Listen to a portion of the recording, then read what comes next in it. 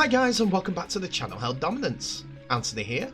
Please remember to like and subscribe and also click that notification bell if you're enjoying what you're seeing and if you want to see more. Coming up, World Club Challenge is likely not to go ahead. The Titans retain top forward prospect and Super League announce a new TV deal with second TV company.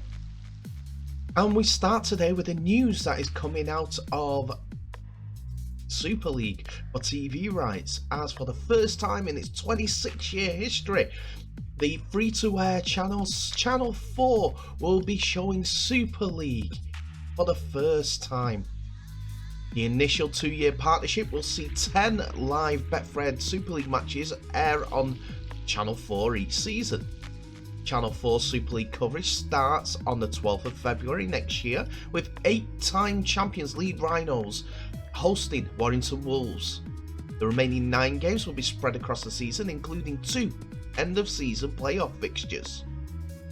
With this announcement, the head of Channel 4's programming, Channel 4's head of sports, Pete Andrews, it's seen here with the Super League trophy, said, "We're absolutely thrilled to be bringing Super League to free-to-air television for the first time in its history. It's fantastic news for rugby fans, and it's a really special addition to Channel 4's sports portfolio, particularly since it is one of our first major partnerships since moving to our new National HQ building at the Majestic in Leeds." Ken Davis, Super League chairman, said, "We are delighted to be able to confirm a brand new broadcast partnership with Channel 4. They have a great track record of showing some of the best sporting competitions. The opportunity to offer live Betfred Super League action to fans on free-to-air platforms across the whole season is fantastic. And one that we hope will continue to serve our current fans as well as attracting many new fans to the sport. I must thank our principal broadcast partners, Sky Sports, without whose support this partnership would not have been possible." Now that I've got my teeth back in, I can say that properly. So it's not the first time that live sports has been on Channel 4 as they cover the F1. They partnered up with Amazon Prime to show free-to-air US Open victory of Emma Raducanu, a victory over there. They've even shown the British Lions Test match cricket, and also Ireland's Rugby Union Autumn Internationals, as well as in-depth coverage of the Tokyo 2020 Paralympic Games, which attracted 20 million viewers. So the Super League season kicks off with Thursday the 10th, 2022, and the fixture schedule will be announced in the next couple of days, Thursday the 25th of November, so it would have been announced today. So that's always good to know, the day of this video release. You're a day ahead, well, I'm a day behind you with the videos, but hey, this is exciting, really exciting. We've been looking for a way that broadcasters can get involved in some way to bring Super League to a bigger audience, and it seems like they have got together with Sky to do something to do that, to make that happen. Channel 4 was the one that I thought would be furthest away from it, to be honest, with cricket and rugby union being their backbone previously. Neither of which have really seen rugby league as a partner in the UK.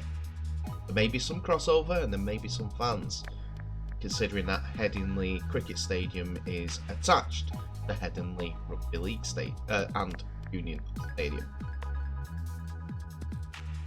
But it's growing the game. The word is getting out there, helping a lot that everyone is getting involved. That means that Super League is on Sky Sports, Channel 4, Twitch for the women's.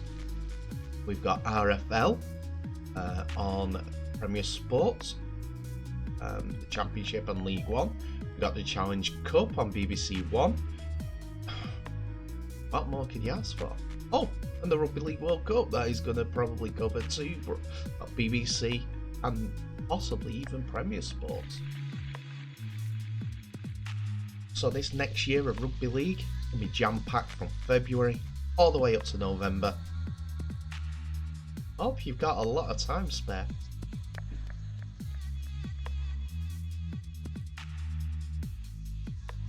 So what seems like a big coup for the Titans is that Tino Malawi has declared that he will be with the Titans long term, with the 21-year-old signing a contract extension that will keep him at the club until at least the end of the year 2026.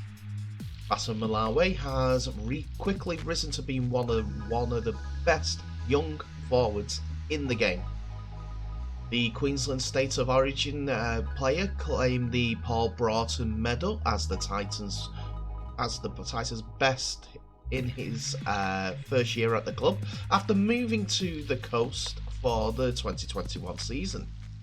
Titans coach Justin Holbrook says that he's thrilled that Tino has signed and chosen to stay with the Titans. Tino is not just a great player, he's a great person, Holbrook said. He is only entering his second pre-season here at the Titans, but he's already made a huge impact on the players, staff, and everyone involved in our club. Tino is our hardest working player who sets very high standards for himself and is always doing extras after training to improve his game. He's completely invested in what we are trying to develop here on the coast, with his long-term extension proving this, and alongside a group of mates that are all around the same age. We've got a wonderful core group of young players that will bring success to the Gold Coast for years to come. Malawi began his career with the Melbourne Storm, playing 27 games and scoring 7 tries between 2019 and 2020, and has gone on to make over 50 professional NRL games.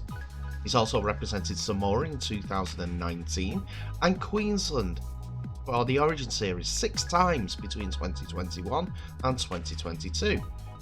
So the big 6'6" forward has supposedly rejected the Dolphins and Wayne Bennett to becoming their first signing, but has in turn signed an improved, what's estimated to be $3.3 million deal for his now 4 years extension with the club. Some big money there for a young man. He is only 21 years old and has a bright future ahead of him. Big forwards seem to do that, and he's not just a big battering ram, he has got good hands as well. So as much as you see him play, he has got so much more about him and the potential to become a leader in the forward pack and also for the team with this very, very young Gold Coast side.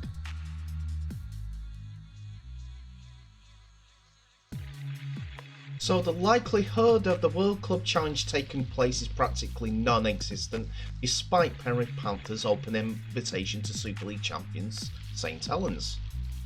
The Penrith CEO, Brian Fletcher, opened up about the prospect of the game taking place by stating that they would happily host the Saints next year. If St Helens want to come out here and play us, it would be great, Fletcher said. We'd pack the stadium out for sure.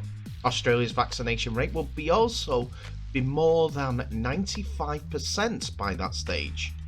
The World Club Challenge has proven a popular concept, with the NRL and Super League champions locking horns to determine the world's best team. However, the chances of it returning next year are cooled by sources who have said and claimed there will be too many hurdles to jump to get the game to go ahead. Issues include Super League's already congested schedule that has been drawn up without the World Cup Challenge in mind, the cost included of funding the trip, and the ongoing pandemic. The Super League season starts in February, while the NRL campaign begins a month later. For the Saints to make the trip down under, it will require them to miss 2 fixtures and with the season finishing earlier than usual to accommodate England's World Cup preparation even, finding time to fulfil those fixtures would be problematic, especially if the Saints were to enjoy a Challenge Cup run. Super League has covered the cost of bringing NRL champions in the past, which is normally a fee of around £300,000, but it's understood there is no appetite to pay Saints to make the trip the other way. So, it's Australia's NRL that are a bit iffy on it. What a surprise. Throw in the matter of COVID-19 and the ongoing uncertainty surrounding international travel, and the game is considered simply too challenging to get going by many within Super League circles. The Saints, who are a three-peat champions, have only had one crack of becoming the World Club champions in that period. They hosted the Roosters in 2020 and narrowly edged out in a 20-12 pulsating victory to the Roosters. So, there is an appetite for the game on an international level, whether it's clubs or even the World Cup. It is a great concept, the World Club Challenge, as it does bring in audiences. Stadiums are filled out because the best teams are against the best team, and they're going to prove who is going to be the best between the two. I would say that this should be a dead-on certain season opener for both leagues. They have, down in the NRL, I know that they have the Indigenous Games beforehand some years as a curtain raiser, but it's one of those options that every single year brings a crowd. Here's the other thing, as it's a World Club Challenge, they could take it on the road and sell it to anyone. They could hold it in Dubai, Korea.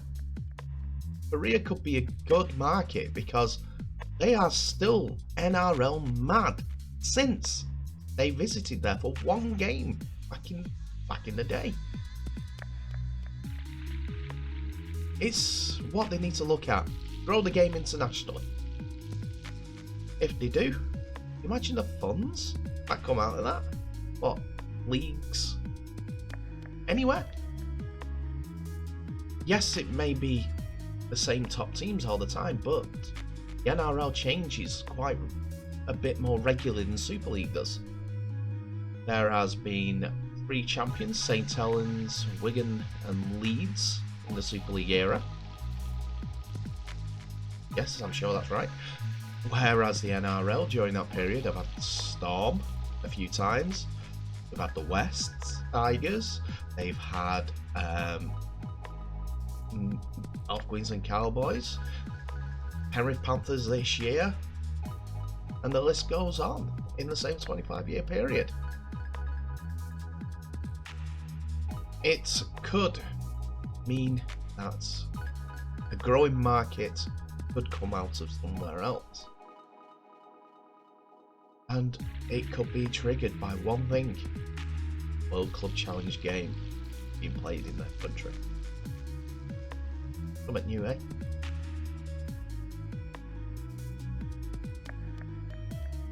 Well, I nether. What do you say about that episode? Thank you for watching. Please remember to like, subscribe, and click that notification bell for our next video when it comes around. But what are your thoughts? Super League being proactive and getting another TV company involved, and it's free to air. I know it's 10 games to start off with for the first 2 years, but that could grow. Leaves all the options open for Super League, doesn't it? Gold Coast Titans keeping their young forward pack together by signing Basamelawi, yeah, I'll get it right sometime, Tino, to a long deal.